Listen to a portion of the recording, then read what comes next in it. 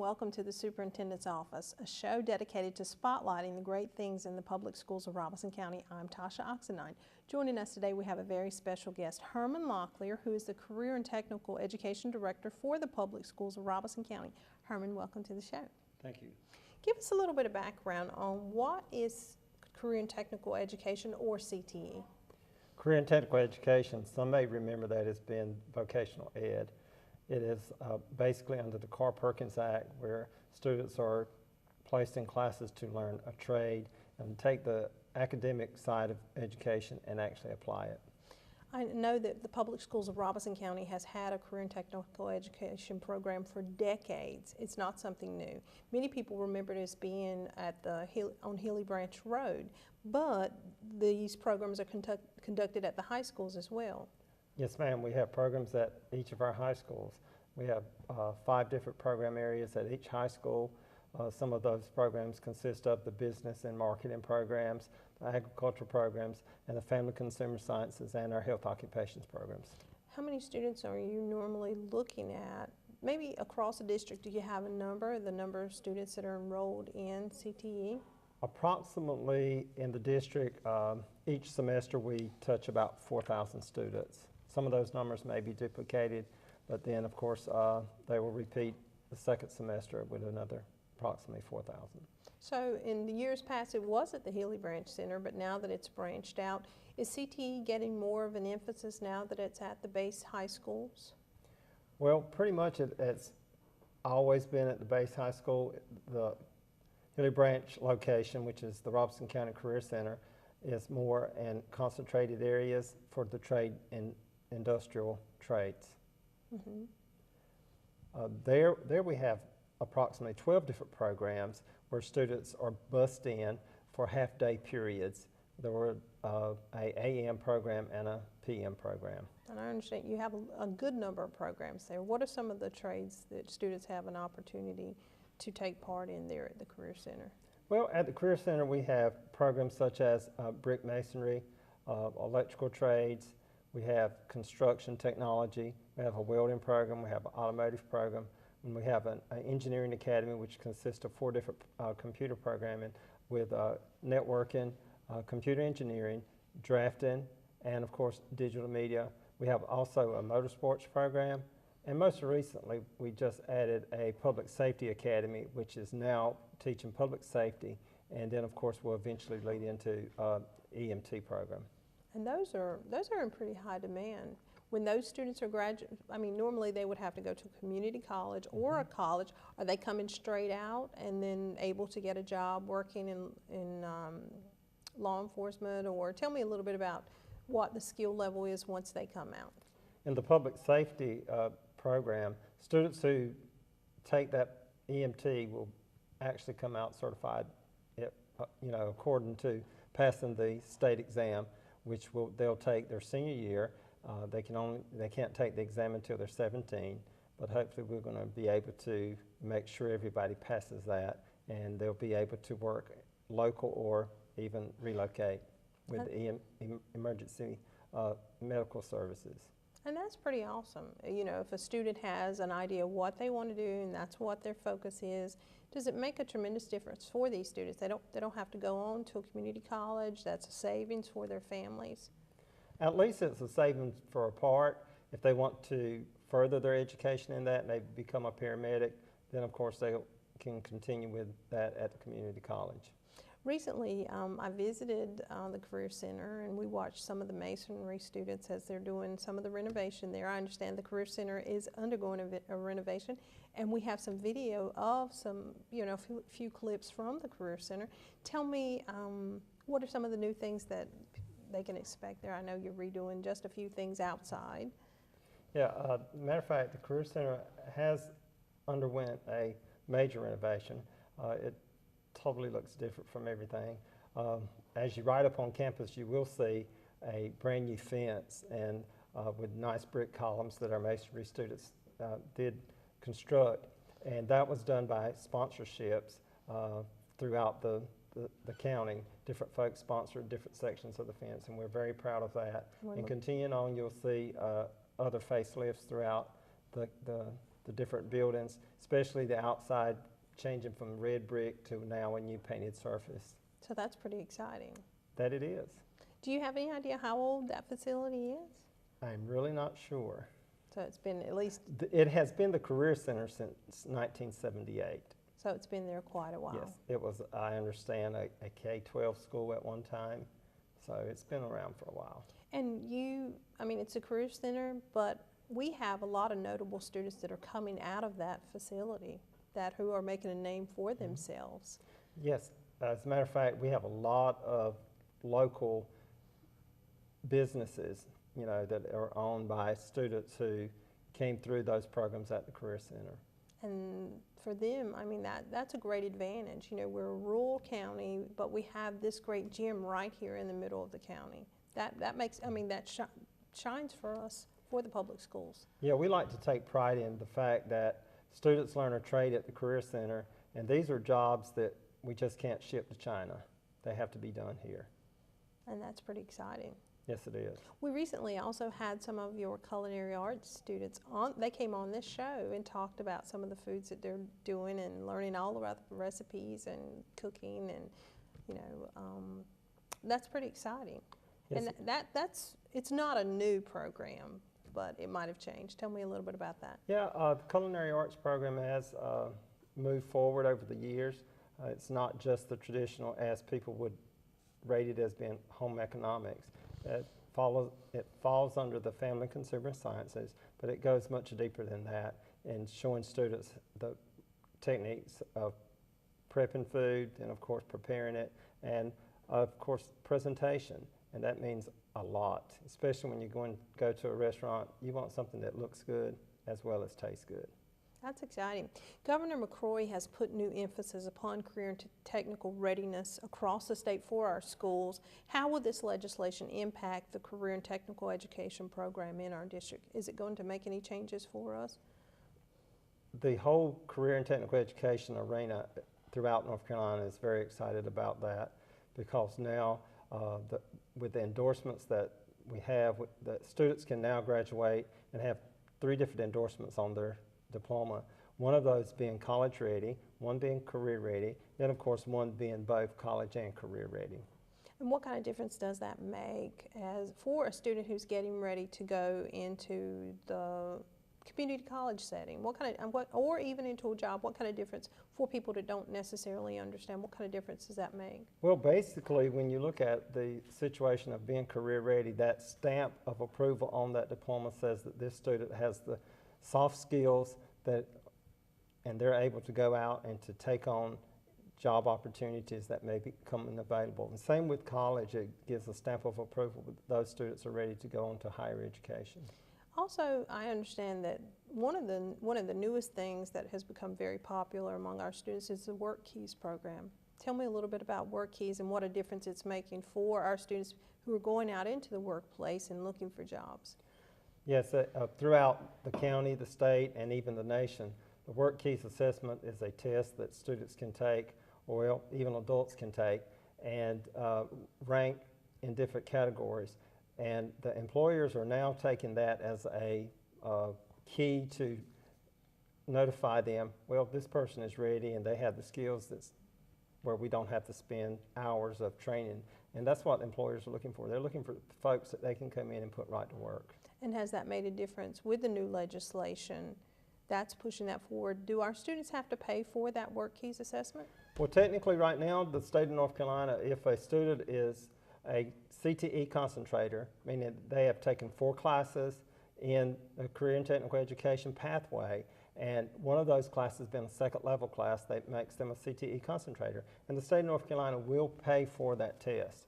And that averages about $35 for that test. So quite a few students, and we encourage that in all of our high schools, with especially work real hard to get the seniors to become CTE concentrators so that they don't have to pay that additional expense.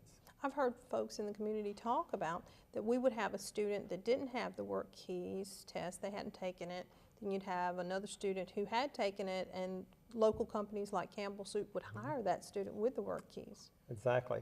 Just last year, Campbell Soup, being a local company, they had a number of jobs available, but then folks who applied did not have those work key scores, or their scores were not high enough. So that's another thing that we really encourage students to take the test very serious so that you can get a high score and you won't have to go back after high school and pay to retake it.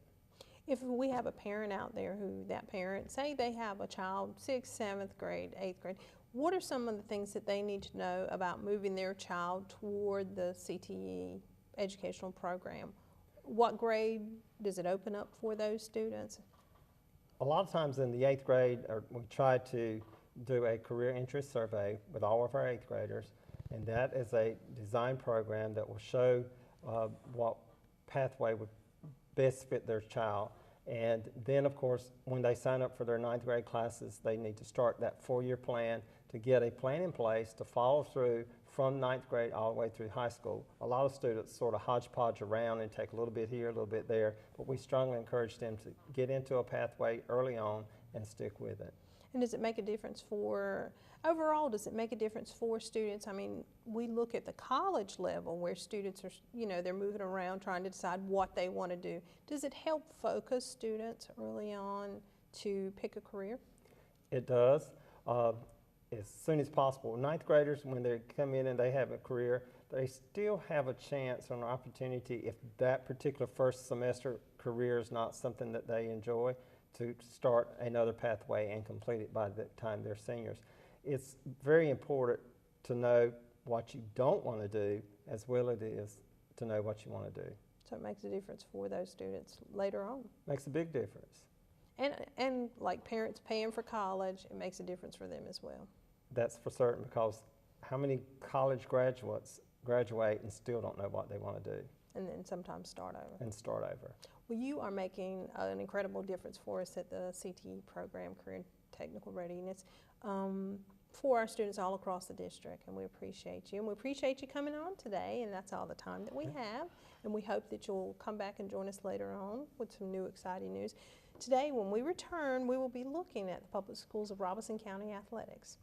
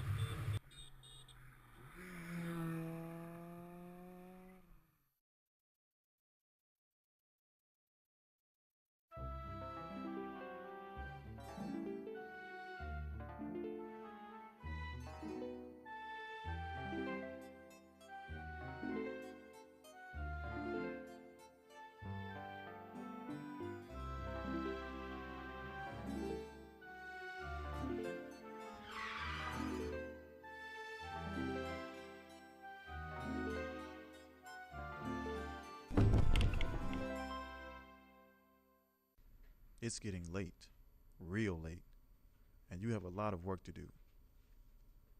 Your assignments are due in the morning, but you'll wait till the last day to do it. Instead of doing your work, you'll head for a party and forget all about your assignments.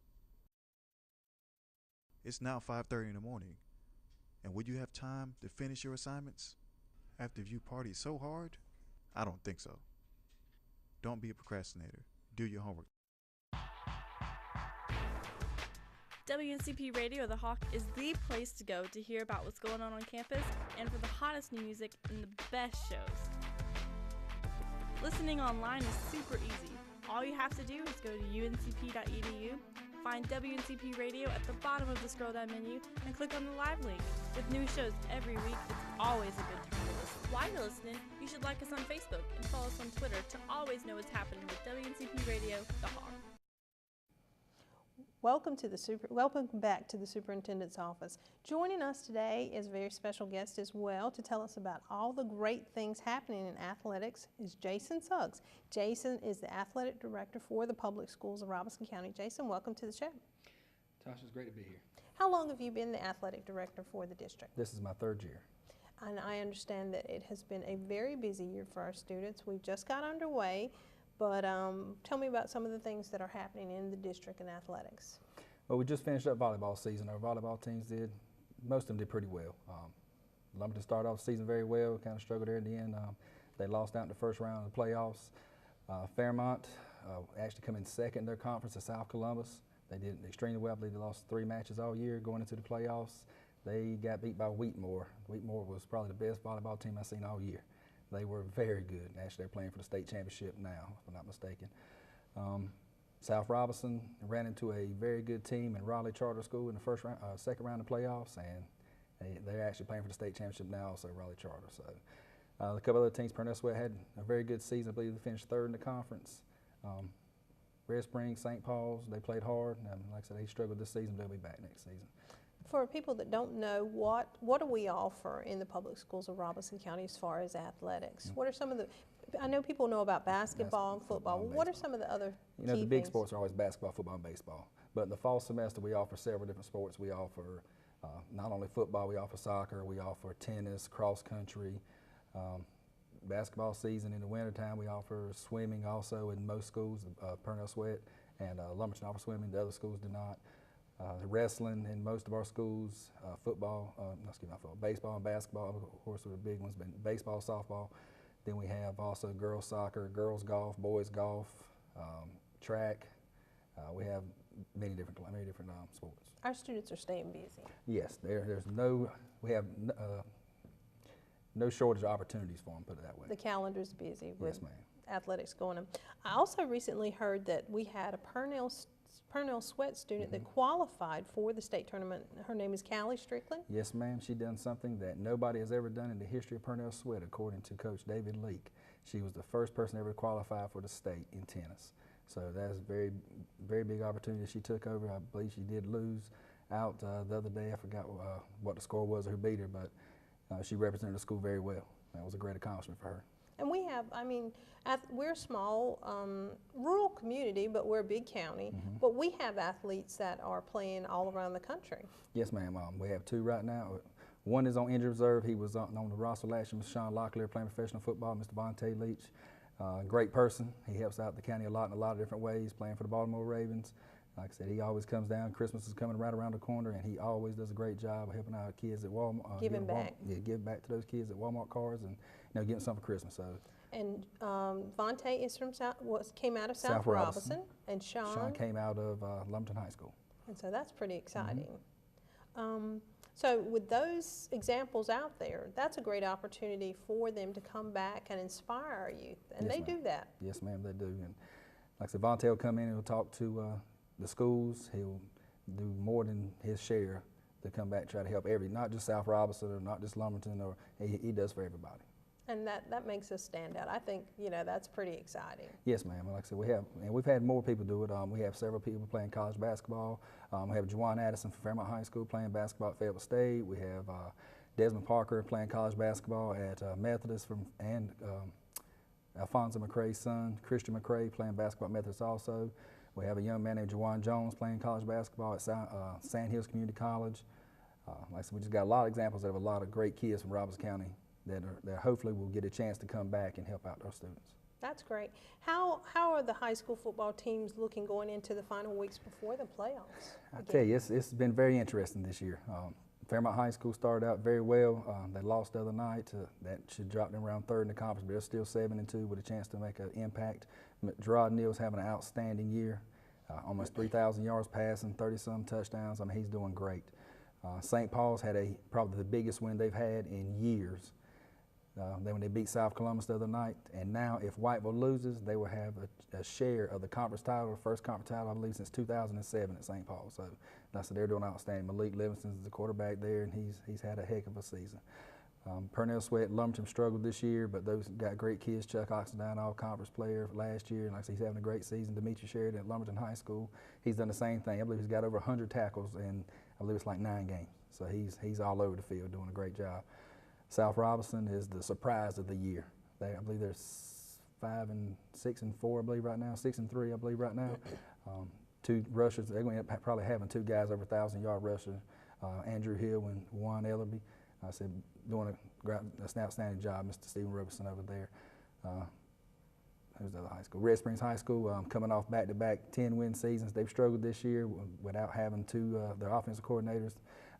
Lost I believe 4 or 5 starting offensive linemen, but Blake Green and Marquise Blue have done a great job keeping it together. They actually got their first win Friday night. So, and you've got to be busy to know all of those players, to know all the teams. You're out on the road. I make it a point to see every team play in the public schools of Robeson County, high school, middle school, it doesn't matter. I believe it's being out there and being seen means a lot. Like I said, when I go on campus, I try to make sure I introduce myself and the kids know me. So, it always makes it a little easier. I'm sure it's also greatly important for our coaches to know that they're being supported in athletics by the administration. Yes, ma'am. Like I said, Dr. Hunt does an outstanding job. He kind of gives me a little free rein, like I said, to make sure all the coaches are doing what they're supposed to do. So, like I said, it's a great job. You've talked about high school football getting ready for the playoffs. What about the middle school teams? I tell you, middle schools volleyball this year has been something that it's been great. We have 2 conferences, the A conference and the B conference. The A conference are the larger schools, the B conference, of course, the smaller schools. The B conference actually had a 3-way tie for first place. We had Prospect, Fairgrove, and Orem all finished tied with each other. All of them split with each other, so all of them finished up with a 10-2 record. And we actually just flipped coins the other day to decide who's going to be the number 1 seed. So we're actually going to do like a little mini tournament. I believe Prospect won the coins flip, and now Orem and Fairgrove are going to play each other. The winner will play Prospect for the number 1 seed, and of course the loser of that game will be the number 2 seed. But all 3 were still conference champions. On the A side, had an exciting match the other day. Pembroke played Lumberton Junior. Lumberton Junior only had to win 1 match. If they won 1 match, they were conference champions. If Pembroke won both, then they were conference champions. And Pembroke come out, won the first set pretty, it was pretty tight. But the second match went to the tiebreaker. Pembroke beat them, so they're going to be the Conference A champions on that side. That's pretty exciting. Yes, ma'am. I would imagine, there's cuts all across the country in athletics. I know that athletics, a lot of students, it's key for them overall how they do, that it goes hand in hand with their education and their learning. So it's so important to see such support in our district. And with those cuts, a lot of places are going pay to play. We have not done that yet. I don't foresee us doing that at all. What is pay to play? Pay to play is basically you're charging those kids to play athletics to help fund football. When it costs probably $400 or $500 to outfit a kid in football between helmets, shoulder pads, knee pads, and everything else. Like I said, Charlotte if I'm not mistaken, a lot of people are cutting out middle school athletics, or like I said, doing pay to play. But we're not going to do that. Like I said, we actually spent money the other year to buy new helmets, reconditioned helmets, like I said, for the middle schools, to try to keep them going on. Because if a kid's in sports, then he's not out getting in trouble more times than not. Because we're giving him something to do after school. Education's going to come first. But if we keep that kid involved, keep him going, odds are he's going to be successful in high school. And any study will show you that if you're involved in athletics, then you have a higher graduation rate, you have a higher GPA, you have a higher everything. And so, like I said, we're going to try to keep it going. So it's another component to the success of our children. It's an extension of the school, yes, ma'am. And you're talking about purchasing uniforms. Uniforms are expensive. Yes, I know that ma'am. we have a lot of support from parents as well as with our booster clubs. Yes, ma'am. We have a lot of successful schools, and the reason they're successful is because they do have that parental support. It costs a lot of money to fund an athletic program. I was telling somebody the other day, when I was principal at Fairmont High School, it would cost around $80,000 a year to run a successful program. Not just run a program, but a successful program, exactly. You can't get all that with gate receipts. Gate receipts is only one component. Concessions is only one component. You got to have the positive parental involvement as far as a booster club or whatever it is. The donations, the benefits that you get from the successful people like Avante Leach, who gives back to South Robinson, you got to have that in order to be successful. Mm-hmm. And safety is key this day and time. I know all around the country, there's more emphasis on the safety of the players, football players, making sure they're not having concussions. If someone's taken off the field, there's so much importance put upon that. And I know that we have some new partnerships with Southeastern Health. Tell me a little bit about those partnerships with athletic trainers and a new scanner that's assisting our students. We have a partnership with Southeastern Health started 3 years ago, my first year in, and it is that they supply, we pay a very small monetary value, not much at all, for athletic trainers, and they supply every high school with an athletic trainer. Those athletic trainers are there and they get around 1:30, and they stay to the last athletic event, practice, game, or whatever's over with on campus. You know, state law actually says that you must have an athletic trainer at all football events. Doesn't specify basketball or soccer or anything like that, but they're there anyway. You know, that way it kind of takes a lot of the emphasis that the coach used to have and puts them on there, a certified person's back. So if they say the young man can't play for whatever reason, he's out because of a concussion, he's out because of a hurt ankle, whatever, it doesn't matter. If he says he's out, he's out. And I've told every coach, you don't want the liability of that. The Geffler-Waller Concussion Act, excuse me, came into play just a few years ago, and it was started, and legislation was started when a young man from Greenville Rose actually died right after a hit on a football field. Come to find out he had a concussion, I believe, during the week. Said he was okay, he got hit in the game, and then on the sideline he passed out and actually passed away that night. Wow. So now there's been a big emphasis, and that's why the Southeastern Health actually got a donation for our impact testing, which you were talking about earlier. And basically that gives a baseline of those kids. They take an online assessment, gives them a baseline as far as what they can do, what they cannot do. So when that trainer comes back for he can return to play, the graduate return to play from a concussion, then they look at that and say, okay, where is he at now? Where was he at before? And they got something where to start from. So it really helps out. And so there's a lot of emphasis, you know, on the sidelines, the coaches. Is there training for our coaches as well to let them know what to look for with the students? Yes, that's part of the Geffler-Waller Concussion Act. You know, they actually have to sign something every year. Every nurse, every parent, every coach, every player, everyone has to sign off that they know what a concussion is, and there's actually a checklist to go down and say, okay, yes, I know what this is, or whatever it is, and go find, and it gives, like I said, a basic knowledge of what a concussion is. You know, there's a lot more people asking, well, there's more concussions now than there ever have been. No, there's not. Just more people know what concussion is now. More education. Exactly, more education. And that makes all the difference for our students. Yes, it does.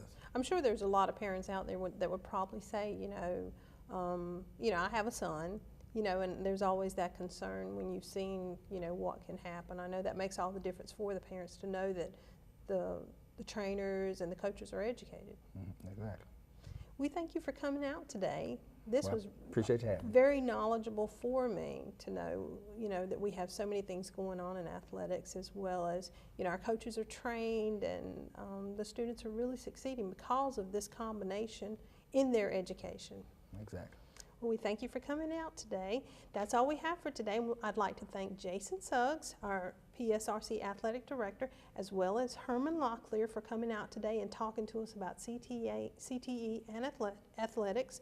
And with 24,000 talented children across the public schools of Robeson County, there's always something going on in the district. So be sure to follow us on the web for news, as well as our Aware magazine.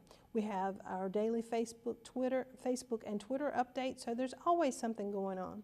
And as always, if you have an opportunity to read to a child, do so, because you never know what kind of impact it will have on a child. And we thank you for joining us, and have a great week.